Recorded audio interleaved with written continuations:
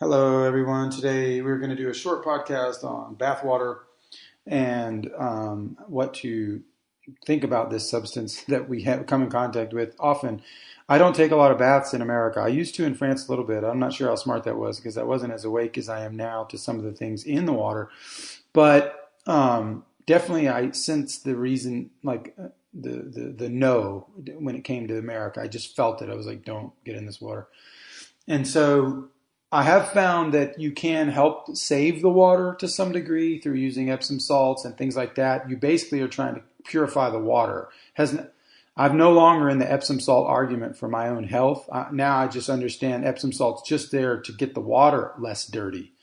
But it would be better if we didn't even have to go there. So what that means is baths with a lot of Epsom salt, like almost a whole huge bag, you would probably be safe as far as the isotopes and some of the radioactive stuff and different things that are in there, from atrazine on down to. They found thousands of things in the water supply, but half of them are not part of typical water testing.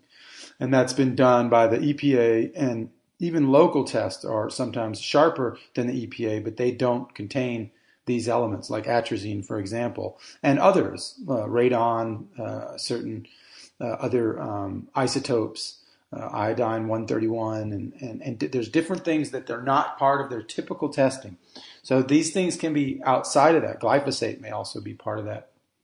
Um, but and then there's all sorts of these crazy chloramines that are in there that they put, which destroy the microflora of the skin and everything else. So that's more of a standard thing. They pretend that you have to use chloramine instead of chlorine now because it cleans out the pipes, but really it's just more abrasive and to you as well. So there's a lot of problems with the water supply, and there's even problems with the filtered water supply because some of these endocrine disrupting agents, they're not filtered out through most of filtration. I mean, unless you have a very custom filtration system, which means you kind of had to rig something. So you have like a stainless steel $8,000 unit for reverse osmosis, not through plastic filters, but through stainless steel.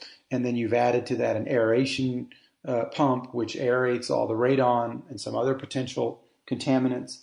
And then, maybe even more carbon filtration at the other before you get to those two features. So there has to be some intense level of understanding for you to get around this. And then it's not even guaranteed, right? For some of these, BPA and BPS and other things that can be in there. Now, or whatever, any type of microplastic kind of reality can get in there as a chemical. So trying to stay away from bath water is probably a smart thing, and that's why Epsom salt baths can be a stupid thing, at least now. They may not have been before, and then how they're processing the Epsom and everything else, I don't know. Like it's changed, it's not from Epsom anymore, and it's not a base mineral that dissolves. It's highly refined stuff coming from probably Asia that's been highly sterilized and reduced of any real power that it used to have.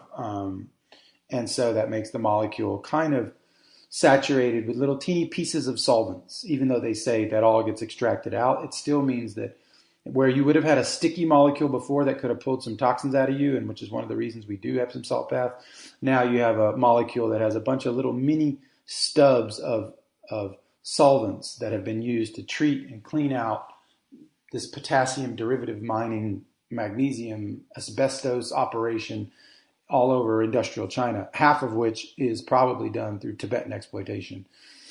So stay away from all that and find a better way to do it. So I stay away from the bath in general. I do take showers daily. If I play basketball and I'm sweaty, I'm always, taking a shower when I get home. But it's just quick and short, and I kind of finish on cold, and it's not a big deal. You can do what you want. Just don't stay in there for a long time and inhale all that radon and anything else that's coming in there. And for children, you got to teach children a different way to do the bath system, or you have to, in Europe, a lot of children do sitz baths, and it's not as much of a bath immersion. So when you're in a bath, the immersion is different because you have the molecular weight of the water, and that pushes, it creates a pressure. like kind of like lymphatic drainage, massage kind of thing. It creates a pressure, and then that pressure pushes things along and gets things in. So a shower is totally different than that. You know, a shower does open your pores, so the cold finish and even cold showers in general are a great thing. But in general, you can still warm up, but it's just a question of doing having the moderation with that and being aware of what you're doing. So, so the best way to get this magnesium into you without having to go through the Epsom salt reality and the bath water, the dirty bath water, is to use transdermal magnesium. So, which is what we sell at theheartoftraditions.com, and this is a way to bring that into the system without going through water, because you go directly under your skin and you allow that to come in without having to put it in the water. Of course, if you're in the Dead Sea and you're in these areas where the water is so rich in magnesium and it pushes through you, that's another benefit. However, those regions are polluted now through flyover and everything else, and bromine. There's a lot of other things going on there that typically when you find those products in the market, they've had to solvent extract to pull some of that bromine out because they know it's toxic. So what we're learning now is pure magnesium coming from the Zechstein, which is what we have, that's underneath the sea in a strata formation, block of clear stone. And this is protected from pollution. And this is the stuff you want as the number one deficiency in the world, the number one molecule, the most researched mineral in the world, magnesium, because it touches 900 or more processes in the human body. So you don't want to play around with that. You want to just spend the $3 a week. It's not expensive, $25 for 2 months, and you just want to do it right. You want to make sure it's in glass. You want to make sure it has the Zechstein inside logo. Some people still use Zechstein products and it's not the logo, so they're a fake Zechstein. They just have their self-certified seals.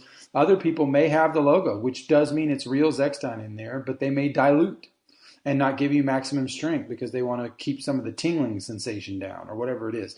So you want to find the right stuff in glass and just do it right. That's the best way to go about it. Come check us out at theheartoftradition.com, and you can skip over the therapeutic part of the bathing process here and just go directly to the body.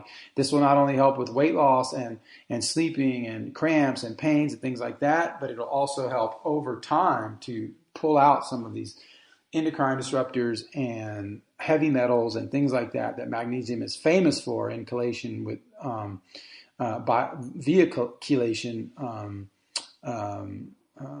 in conjunction with enzymes, which is what it does in the body. It attracts them, and then they all work together, and they get this stuff out. A lot of it gets pushed out through the sweat glands, too, so don't waste that feature if you're kind of like a working out kind of sports person. Don't waste your sweat and allow it to be filled with more of this magnesium in you so that when you bring it out, you're detoxifying more. So that's my little kind of blurb on, I guess, Epsom salt baths, which could typically have been a good thing at some point, but at this point in time, we have to find other ways to do it. So come check us out at theheartoftradition.com.